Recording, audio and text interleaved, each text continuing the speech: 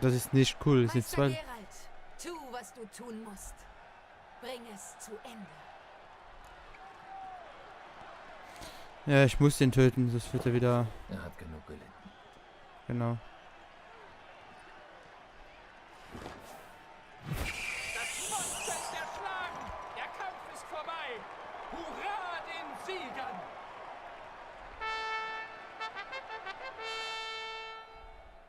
Oh, er lebt noch. Gott sei Dank. Vergib mir.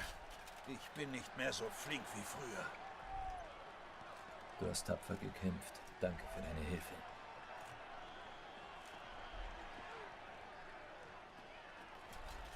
Guillaume? Der Junge wäre beinahe gestorben. Alles in Ordnung. Tut gar nicht weh. Vivienne?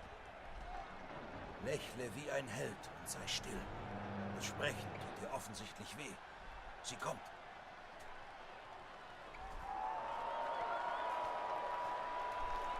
Alter. Geralt, wir müssen reden. Vivienne. Ihr redet später im Zelt. Geralt, großartig, atemberaubend. Edle Herren, Wir wussten, dass es eine brillante Idee war, dich herzuzitieren. Wir sind entzückt, nein, hingerissen, dass wir darauf kamen. es ist mir eine Ehre. Kümmert euch um unseren jungen Helden. Hopp, hopp. Wir werden uns jetzt zu einer Unterredung mit Geralt zurückziehen. Wir haben so lange auf deine Ankunft gewartet und die Hoffnung schon fast aufgegeben. Und dann dieser Auftritt. Spektakulär.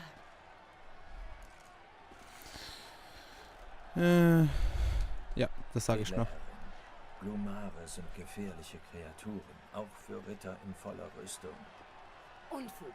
In Toussaint kämpfen die Ritter seit undenklichen Zeiten gegen Monster, um des Ruhmes willen. Ja, Guillaume hat ein paar Stöber und Kratzer abgekriegt, aber sein Ruhm als der das Monster erschlug, wird ewig sein. Und das Publikum? Wenn der Glumar in die Tribünen gesprungen wäre, hätte es ein Massaker gegeben. Geralt, wir wissen dein tapferes Eingreifen in der Arena durchaus zu schätzen, doch du hast eine eigentliche Aufgabe, eine ganz andere, die großzügig entlohnt wird, wie du sehen wirst, noch nicht erfüllt. Wegen dem Auftrag, komm. Edle Herren, ich würde gerne über den Auftrag reden. Natürlich, doch nicht hier. Wir werden Damien brauchen. Er hat bis zu deiner Ankunft die Nachforschungen geleitet. Wo kann er sein? Komm, wir müssen ihn suchen. Okay. Das arme Vieh.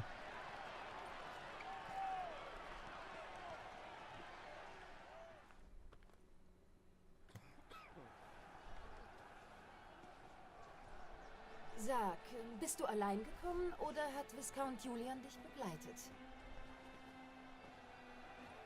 Wünschst du Rittersporn zu sehen, edle Herrin? Nein, das heißt doch. Um ihm zu sagen, wie bitter wir bereuen, die Todesstrafe aufgehoben zu haben, die so angemessen über ihn verhängt wurde. Könnten wir die Uhr zurückdrehen, würde er im Turm verrotten. Nein, er würde aufs Rad geflochten, auf die Streckbank gespannt, gehängt und gevierteilt werden. Ja, Ritterspawn was hat der wieder für Scheiße gebaut? Da ist der richtige Mann für diese Aufgaben. Damien de la Tour, Hauptmann meiner Leibwache. Gnädige Herren, Hexer, Hallo. Ja, es tut mir leid, aber eine Box hat. Tut mir leid, ich habe schlechte Nachrichten. Die Wachmänner bei der Leiche des letzten Opfers. ich weiß, die Kreatur im Keller von Corvo Bianco. War das Biest? Nein, eine Bruxa, eine Art Vampir. Nicht das Biest, aber sie sind miteinander verbunden. Woher weißt du das? Durch sorgfältige Analyse der Hinweise am Flussufer und in Corvo Bianco. Willst du behaupten, dass die bisherigen Nachforschungen nachlässig waren? Geralt will nichts dergleichen behaupten. Wir sollten ihm aufmerksam zuhören. Ich habe die Leiche des letzten Opfers untersucht. Vielleicht habe ich etwas gefunden. Ich muss es analysieren. Dafür brauche ich einen ruhigen Ort. Und am besten die Hilfe eines Alchemisten oder Magiers. Außerdem will ich alles über die bisherigen Opfer erfahren. Da wende ich mich wohl am besten an Ritter de la Tour. Nenn mich Damien, bitte. Du sollst wissen, dass ich dagegen war, dich hier zu holen. Ich habe von dir gehört. Du bringst Ärger. Das tust du immer. Und wir haben schon genug Ärger. Wir werden das Biest auch alleine erschlagen. Da muss uns kein Fremder helfen. Damien, die Frage, ob der Hexer angeheuert wird, ist schon länger endgültig entschieden worden. Da du dennoch davon anfängst, sprechen wir über Geralts Bezahlung. Stimmen die Legenden, dass Hexer üblicherweise das verlangen, was man zu Hause findet, aber nicht zu finden erwartet hat? Nein, nicht immer. Nicht immer, Herrin. Das Gesetz der Überraschung wird manchmal geltend gemacht, aber selten. Meistens nehmen Hexer einfach Gold. Wie enttäuschend. Das Gesetz klingt sehr romantisch. Andererseits würden wir bei der Rückkehr in den Palast nur ungeduldige Bittsteller oder Stoffproben für neue Kleider vorfinden. Das wäre beides kein stolzer Lohn. Ich fürchte, du hättest wenig Verwendung für die Überraschungen, die bei uns in Frage kommen. Daher haben wir beschlossen, dass du das Weingut Corvo Bianco sowie eine Geldsumme erhalten sollst, wenn du den Auftrag erfüllst. Sicher erscheint dir das angemessen. Du wirst das Weingut sofort beziehen, da du auf der Jagd gewiss eine Unterkunft bedarfst. Das Geld erhältst du allerdings erst, wenn du das Biest erschlagen hast. Das ist eine feine und großzügige Geste, edle Herr. Doch dient Corvo Bianco nicht neuerdings als herzogliche Leichenhalle? Was denn, wirklich? Da muss die Kanzlei wieder Mist gebaut haben. Man kann sie keinen Moment alleine lassen. Aber eine Leichenhalle wird einen Hexer kaum schrecken. Außerdem fördern düstere Legenden den Ruf eines Weins wie nichts anderes. Vielen Dank, Herrin. Ich nehme den Auftrag an, aber wie ich schon sagte, brauche ich einige Informationen. Ja, super. Wie hat es angefangen? Wer war das erste Opfer? Crespi ist zuerst gestorben. Er war einst für seine zahlreichen Turniersiege berühmt. Im Alter hat er das Schwert weggehängt und ist auf Weinbau umgestiegen. Crespi war nicht gerade beliebt bei den Weinhändlern. Er war ein rücksichtsloser Geschäftemacher und hat offenbar gerne mal betrogen. Uns hat er um einen Dispens von allen Hofzeremonien ersucht. Den konnten wir ihm nicht gewähren. Ein Ritterschwur gilt bis ans Lebensende. Wie ist er gestorben? Wo hat man die Leiche gefunden? Die Umstände waren sehr ungewöhnlich. Er nahm an einem Bankett teil, als man plötzlich feststellte, dass er verschwunden war. Eine Stunde darauf fand ihn die Stadtwache, auf Händen und Knien, gegen den Pranger gelehnt, das Schwert um den Hals gehängt. Er war an Wunden gestorben, die ihm Klauen zugefügt haben und keine Waffen. Die Hiebe müssen mit großer Kraft geführt worden sein. Er ist also schnell gestorben. Doch die Leiche war auf den Knien. Jemand muss sie drapiert haben. Sieht so aus.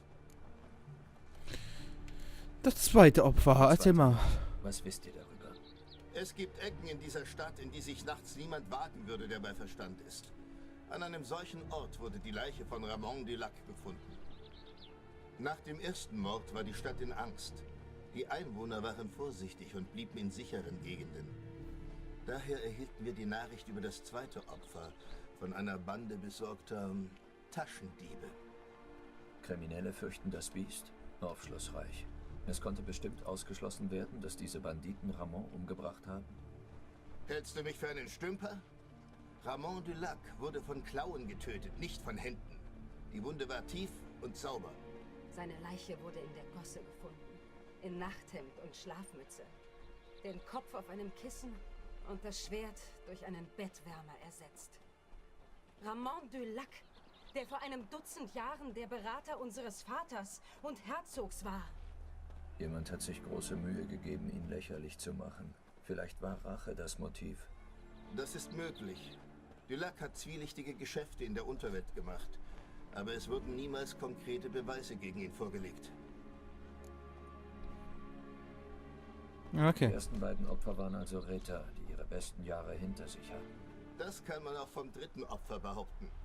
Ritter Delacroix behauptete gern, dass moderne Ritter sich neuen Herausforderungen stellen müssen und das Unternehmertum die 6. Rittertugend ist. Er hat im Getreidehandel ein veritables Vermögen gemacht. Palmerin hat ihn sogar Ritter de la Geizhals genannt. Ich habe eine Geldbörse bei seiner Leiche gefunden. Sie enthielt Florinen aus verschiedensten Zeiten und Provinzen. Delacroix liebte das Geld, aber ein Numismatiker war er nicht.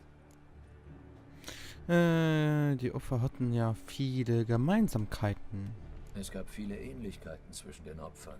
Alle Leichen wurden an seltsamen Orten unter ungewöhnlichen Umständen gefunden. Offenbar will der Mörder, wer immer es sein mag, eine Botschaft hinterlassen. Es waren ehrenhafte Männer.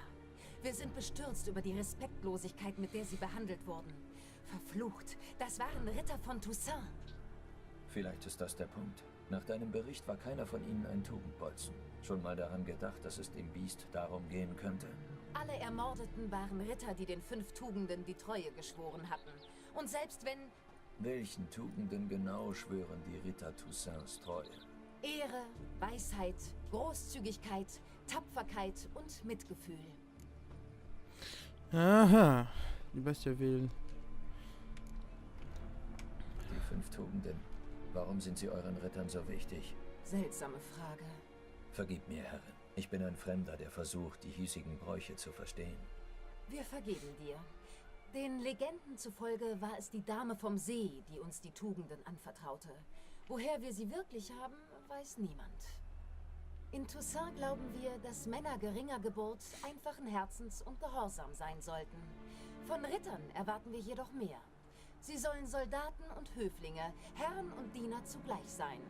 Daher ist eine klare moralische Richtschnur erforderlich. Bei seinem Ritterschlag schwört der Anwärter sein Leben lang Ehre, Weisheit, Großzügigkeit, Tapferkeit und Mitgefühl zu zeigen.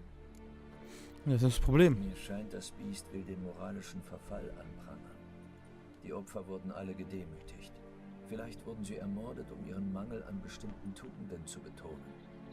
Ehre wird vom Pranger konterkariert. Weisheit von Lächerlichkeit, Großzügigkeit von einer Börse im Hals.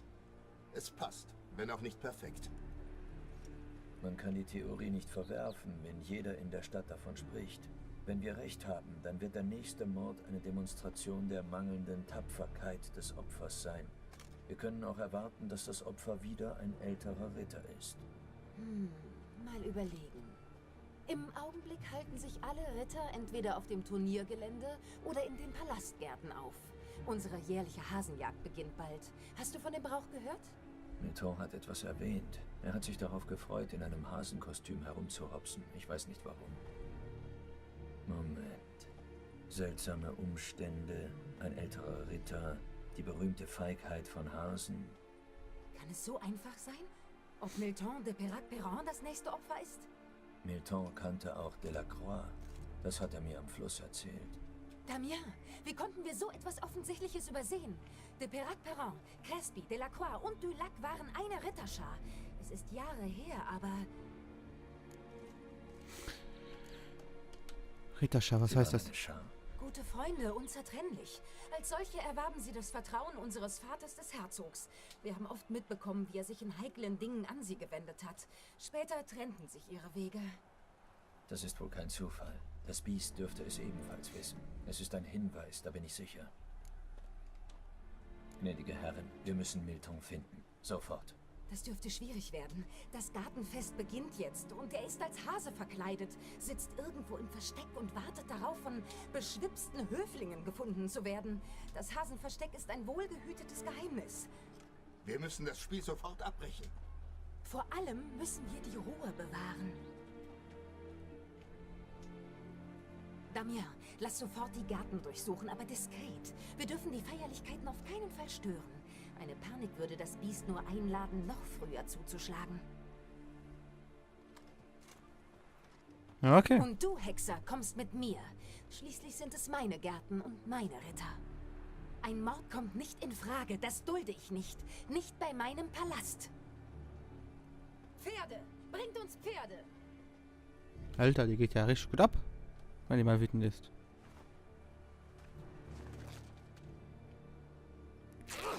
Edle Herrin!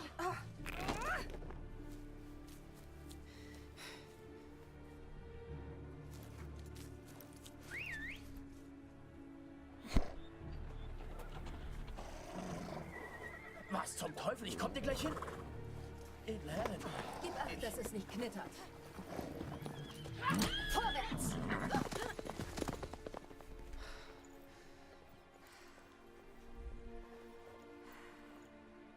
Hey, das ist Seide. Pass doch auf. Gib mir das.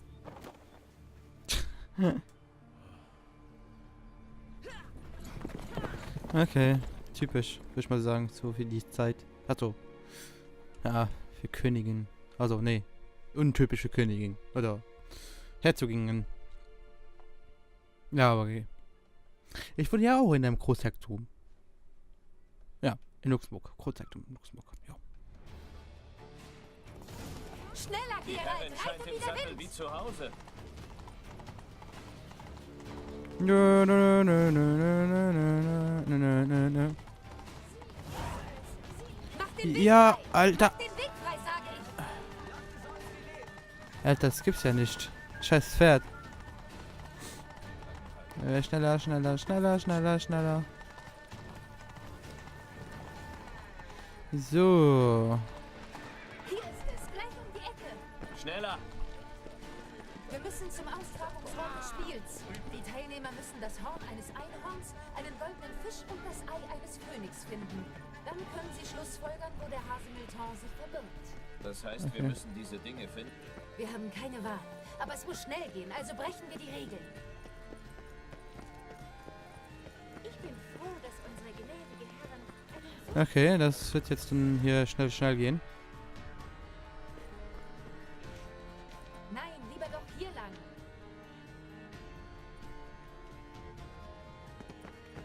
Ich zeige dir, wo die Jagd stattfindet. Dann teilen wir uns auf.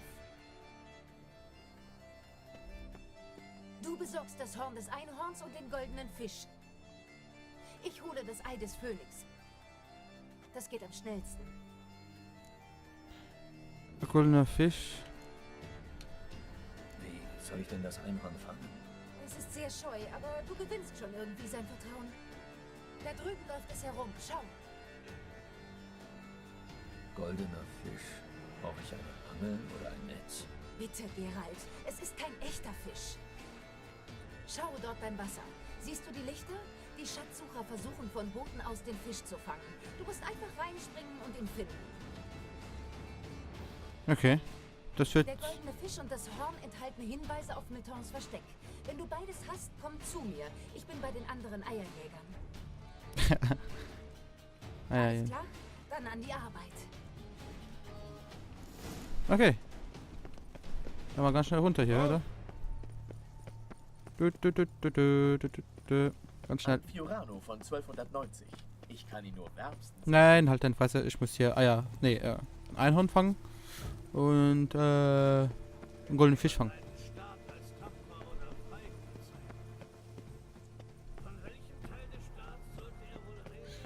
So, da gehen wir. Gehen wir mal hier hoch, besser gesagt. Da ist schon das, nämlich das Einhorn wahrscheinlich. Aber das ist doch kein echtes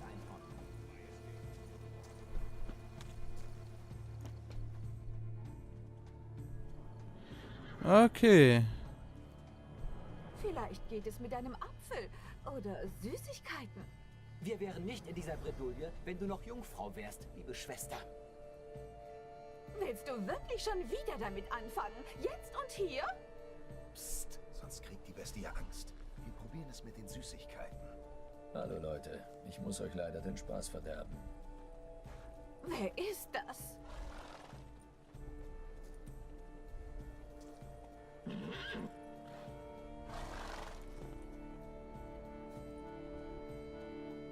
Muss ich was machen oder macht er das?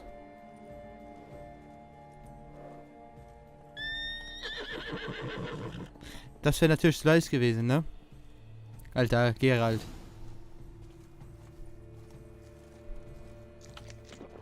Ja. Ja.